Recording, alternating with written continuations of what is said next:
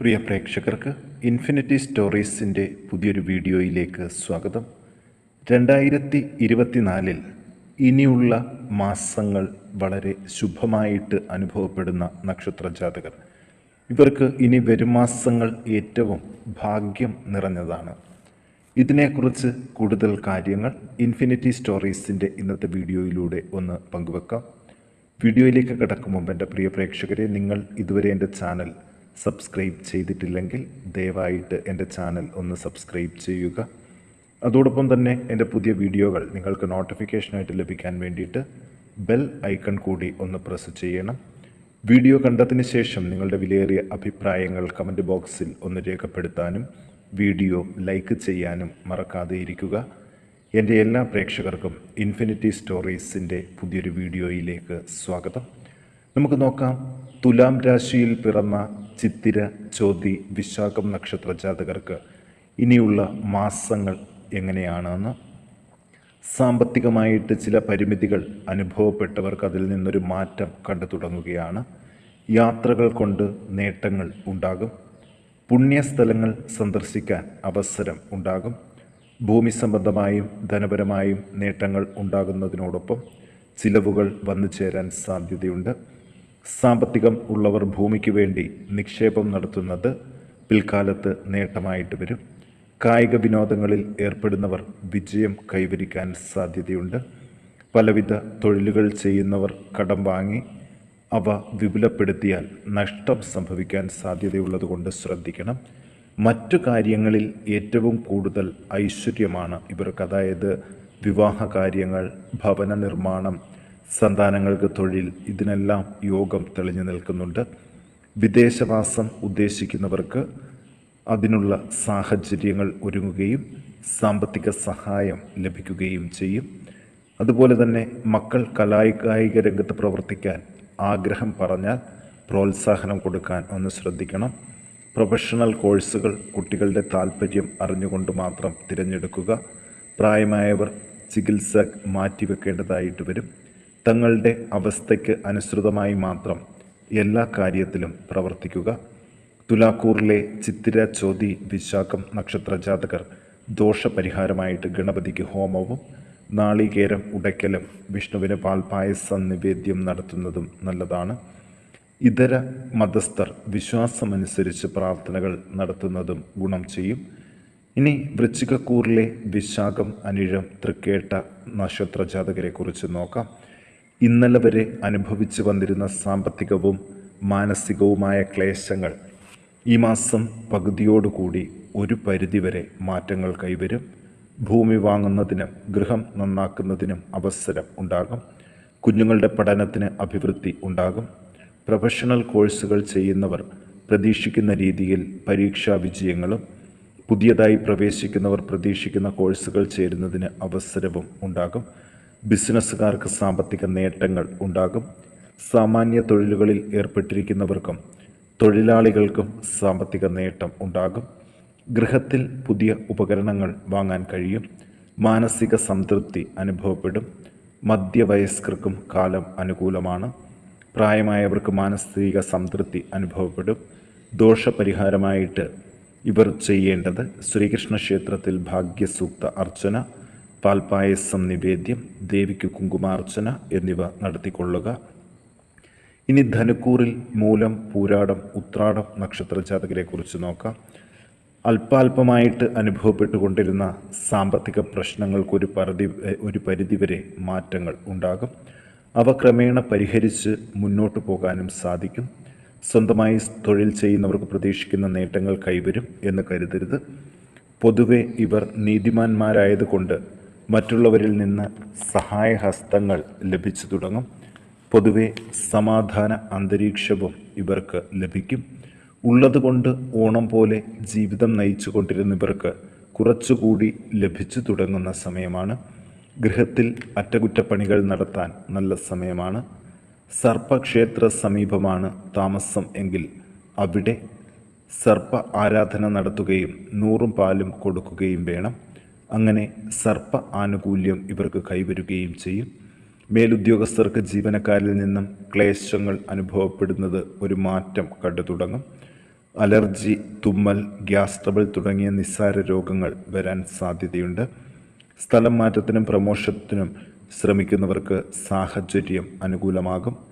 കാർഷിക രംഗത്തും വ്യാപാര രംഗത്തും ഉള്ളവർക്ക് സാമ്പത്തിക പ്രയാസങ്ങൾ താൽക്കാലികമായി മാറിവരും.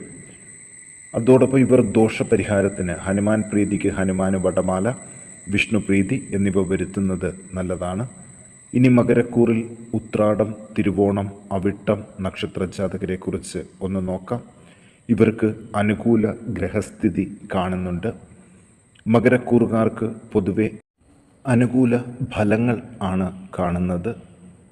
സ്വപ്രയത്നത്താലും സുഹൃത്തുക്കളുടെ സഹായം കൊണ്ടും ഇവർ സാമ്പത്തികമായി കഴിഞ്ഞ കാലത്തെ അപേക്ഷിച്ച് നേട്ടങ്ങൾ കൈവരിക്കും.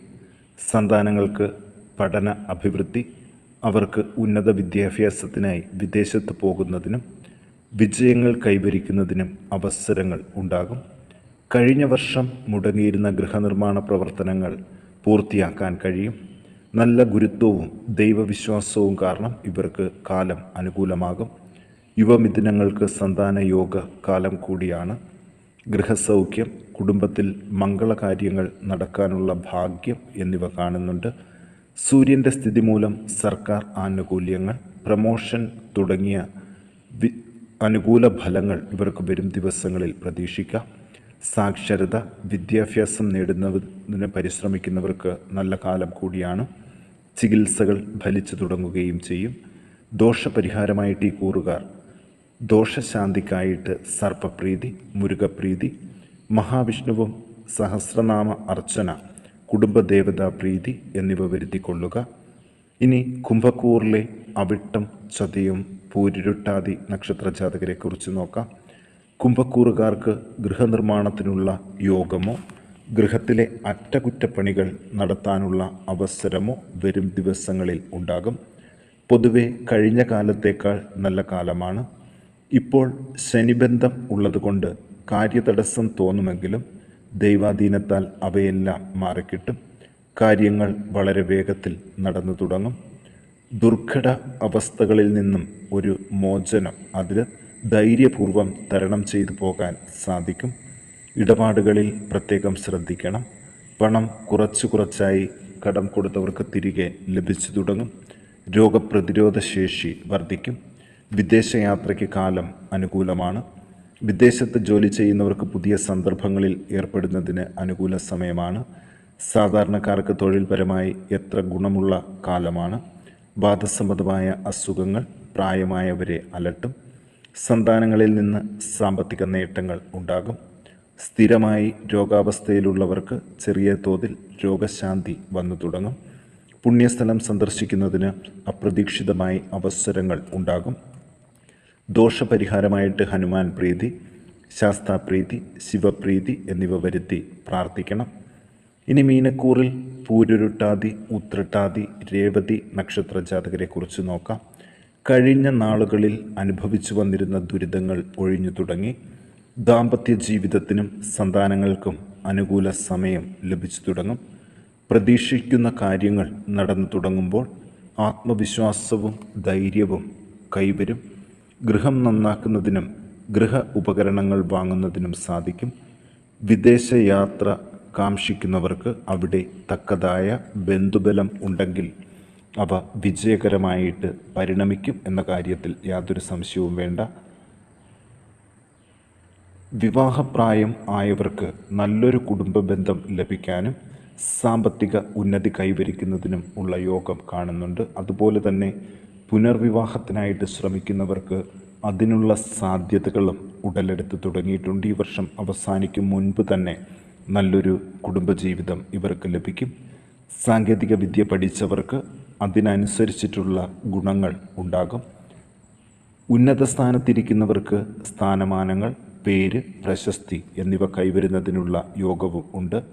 സ്പോർട്സ്, അഭിനയം, നൃത്തം, രചന, ഗാനം എന്നീ കലകളിൽ ഏർപ്പെട്ടിരിക്കുന്നവർക്കും അനുകൂല സമയം ആകുന്നു. ഇവർക്ക് അപ്രതീക്ഷിതമായ അംഗീകാരങ്ങളും സാമ്പത്തിക നേട്ടങ്ങളും കൈവരും. ഗൃഹനിർമ്മാണ പ്രവർത്തനങ്ങൾ പ്രതീക്ഷിക്കുന്നതിലും വേഗത്തിൽ നടന്നു പോകും. വിവാഹപ്രായം ആയവർക്കും സമയം അനുകൂലമാണ്. പൊതുവെ യാത്രകൾ കൊണ്ടും അധ്വാനങ്ങൾ കൊണ്ടും സാമ്പത്തിക നേട്ടങ്ങൾ കൈവരും. അച്ഛൻ, അമ്മാവൻ എന്നിവരോടുള്ള സ്നേഹം മൂലം സാമ്പത്തിക സഹായങ്ങൾ ചെയ്യേണ്ടതായിട്ട് വരും. കൃഷിയിൽ നിന്നും കച്ചവടത്തിൽ നിന്നും റിയൽ എസ്റ്റേറ്റ് ബിസിനസ്സിൽ നിന്നും നേട്ടങ്ങൾ കൈവരുകയും ചെയ്യും.